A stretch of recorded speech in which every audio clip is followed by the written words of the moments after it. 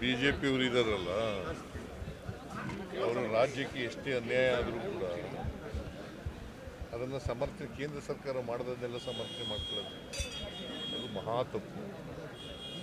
ಬಿಜೆಪಿಯವರು ಕೇಂದ್ರ ಸರ್ಕಾರ ಏನು ತಗೊಂಡ್ರು ಕೂಡ ಅದು ಸರಿ ಅಂತ ಹೇಳ್ತಕ್ಕಂಥದ್ದು ಇದೆಯಲ್ಲ, ಕರ್ನಾಟಕಕ್ಕೆ ಅನ್ಯಾಯ ಆಗೋದನ್ನೆಲ್ಲ ನ್ಯಾಯ ಅಂತ ಹೇಳೋದು ಇದೆಯಲ್ಲ, ಅದು ಮಹಾ ಅಪರಾಧ.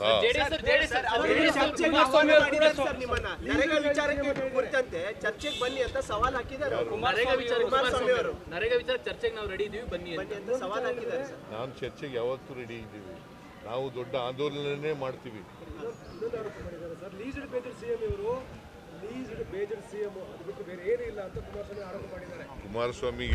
ಕುಮಾರಸ್ವಾಮಿ ಬಿಜೆಪಿಯವರು ಬರೀ ಸುಳ್ಳು ಹೇಳ್ತಾರೆ. ಅವ್ರಿಗೆಲ್ಲ ಉತ್ತರ ಕೊಡ್ತಾ ಕೇಳ್ತೀರಿ ಅಂತ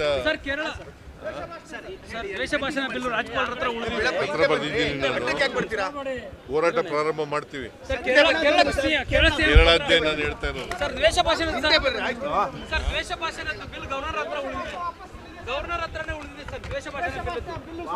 ನೋಡೋಣ, ಅದು ಅವರು ನೋಡ್ಲಿ. ಅದನ್ನ ನೋಡಾದ್ಮೇಲೆ ನಾವು ಒಂದ್ಸಾರಿ ಭೇಟಿ ಮಾಡಿ ಹೇಳ್ತೀವಿ, ಎಕ್ಸ್ಪ್ಲೈನ್ ಮಾಡ್ತೀವಿ.